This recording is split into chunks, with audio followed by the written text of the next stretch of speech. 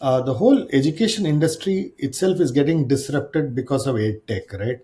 Uh, Right. so, given that EdTech is disrupting, how is your marketing methods changed from probably what was done 5 years back to what is being done today? Because as a student, I can actually do online programs. I don't need to have a degree. I can go and join any company, and then I can have a MOOCs where I can qualify myself. So there's a massive disruption that's happening. So how is it affecting the marketing that you are doing? So I'll go back a little and I'll dip into my teaching experience over here, because I so one of the things that I used to always tell my students is that, see, especially as far as digital marketing goes, there are a ton of videos on YouTube which you can go and access, and you can learn whatever you want. But the biggest thing is, what where I come in is, I'll tell you what videos to watch and what videos not to watch. Because the thing is, if you really want to learn, there are 20 resources which are there. I'll tell you to go to those 5 resources only, where you will come to know everything. You don't have to go through that 20, because there's always a possibility that, see, we all know when it came to engineering, there were 10 books per subject which was there, and 8 subjects. You couldn't sort of possibly go through each and every book, but your faculty always guided you that, you need to go through this book maybe 10 times. You take one book and read it 10 times, instead of reading 10 books one time, which is one of the most important things.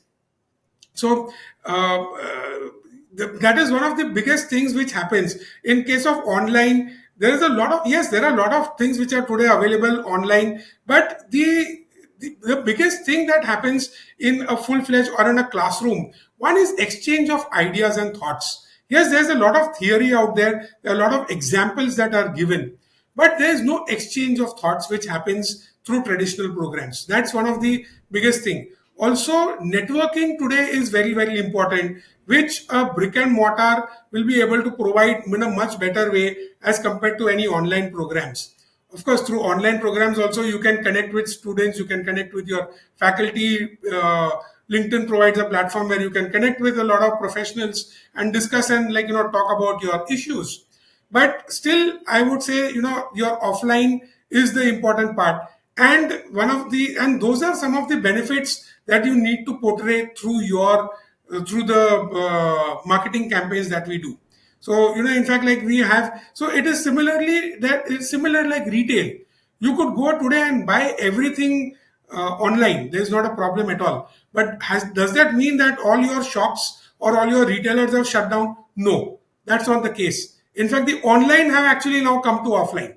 We have seen a lot of, even in education brands, EdTech companies, which started purely online. They actually started having tuition classes. I don't want to name the brand, but we know that, they actually went offline. So that's definitely going to happen.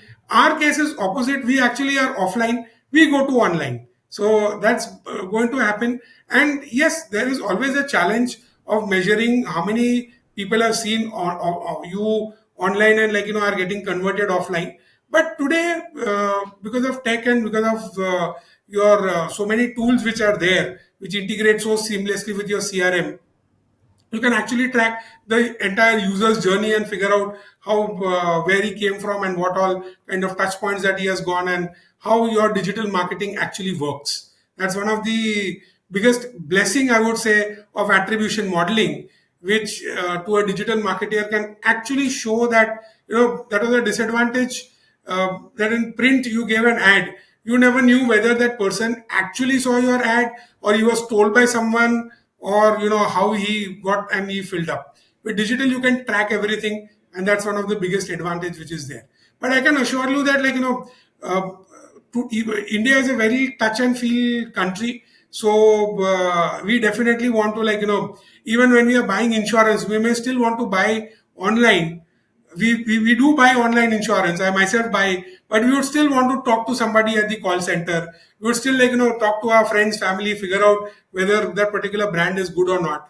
That's something which is applicable for the education sector also, for sure.